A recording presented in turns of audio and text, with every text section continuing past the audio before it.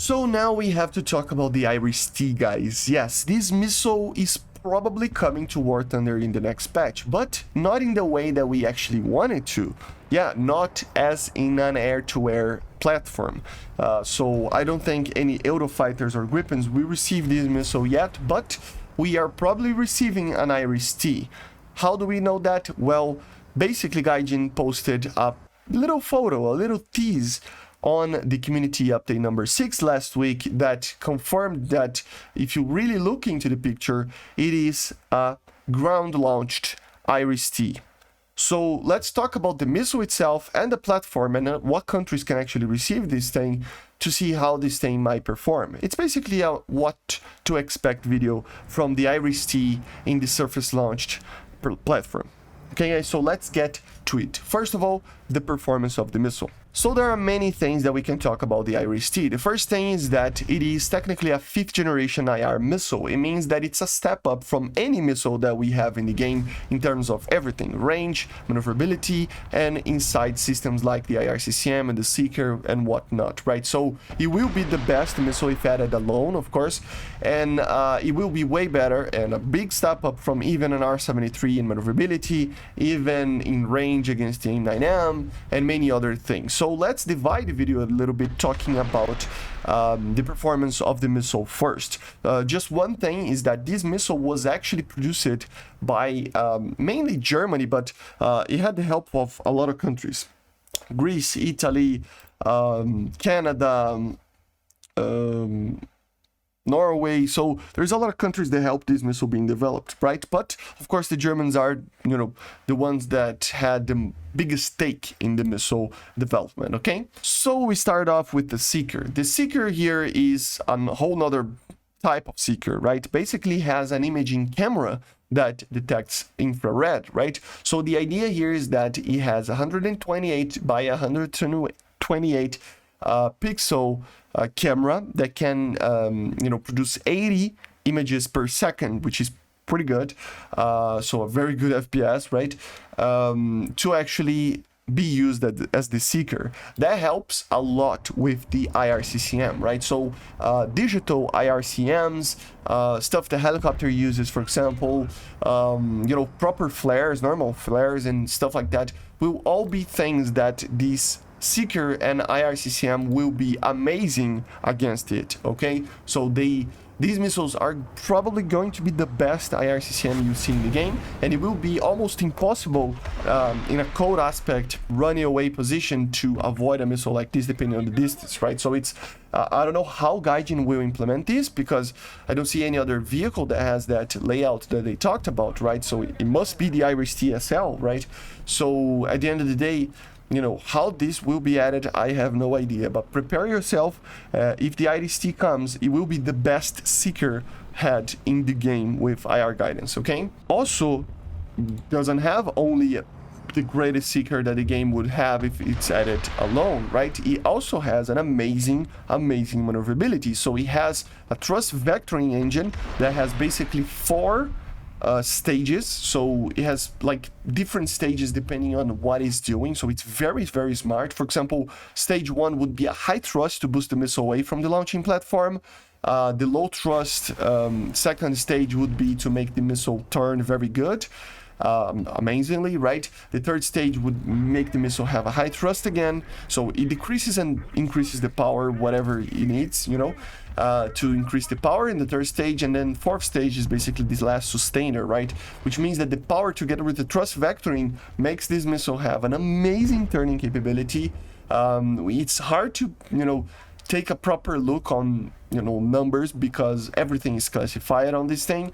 Some people even claim that it has 100 Gs of a turn. I would doubt that it is that much on a single, axis, but like we have in the game and stuff, I honestly believe it would be what in game would look like a 60 or more G turn. This is what I believe in, right? Some sources claim that it is going to be similar to that when it's added to the game, okay? So around 60G, 70G, something like that of a turn. So a big step up anyway from any missile that we have, whatever the G limit is of this missile. And of course, it has a 25-kilometer range. It can even do more than that, but normally it would be 25 kilometers if it is the version fired from an aircraft, you know. So it is a pretty good range. The missile is amazing in the turn. The IRCCM is amazing. Everything is amazing in this missile. It will be the hardest missile to avoid, and it is just incredible. But we have to talk about a little thing, that this missile that we are getting is not for an aircraft. It is probably for a surface launch vehicle. So let's talk about that vehicle in specific. So the version that we are gonna see is probably going to be the SLS. This is what people are honestly believing the most with the tease that we had, right? So what is that vehicle? Well, basically it is a Swedish, you know, vehicle that it's two-vehicled, you know, can even have a radar on the third vehicle. You know, it would be kind of a multi-vehicle kind of platform there, but it would be a surface-launched IRIS-T. And what is the problem with that? This will severely decrease the performance of this missile, because obviously it's being fired from a 0-0 perspective. It is being fired at 0 speed and 0 altitude, which means it has the most amount of drag and it has no help from the launching platform to already have a certain speed, which means the range especially and the maneuverability, of course, will take a little bit of a punch, okay? So for example, the range, they say it's gonna be around 12 kilometers max range, which is still amazing, but it's way less. It's half basically from what the range is on the air-launched version. And also, of course, the maneuverability would take a little bit of time to make sure that it starts to be able to maneuver very well, because it needs a little bit of speed to be able to maneuver, right? That creates a problem that it has a 1 kilometer minimum range. Of course, it's still a missile, so it's complicated to fire a missile already in an air-to-air combat below 1 kilometer. Imagine a ground missile being launched from that. So it's it creates these two little things. It has a lower, or three technically, right?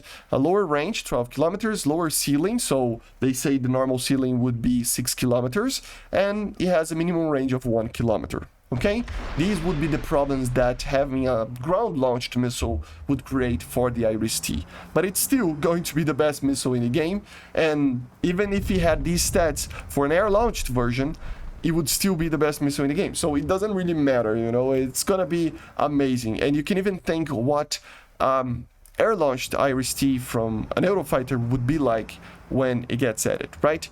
And basically this is it. The only country that can actually receive this is Sweden. So Sweden will be the one that gets it, okay? Yeah, it's more of a German missile, but in these launch you know, surface launch vehicle from the countries that use the SLS, the Swedish are the ones that I think are the most likely to receive. The Egyptians and the Ukrainians also use the SLS version, and the Germans use the SLM version, which is way better. It has a completely different platform and stuff, and we don't know if it's going to be added. I don't think it will.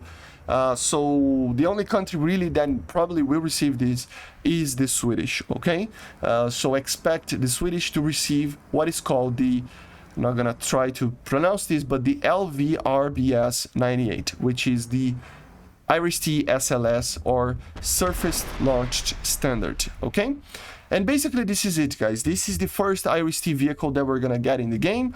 Pretty much already confirmed with the tease that we had by Gaijin itself. It's not even a leak, it was confirmed by Gaijin.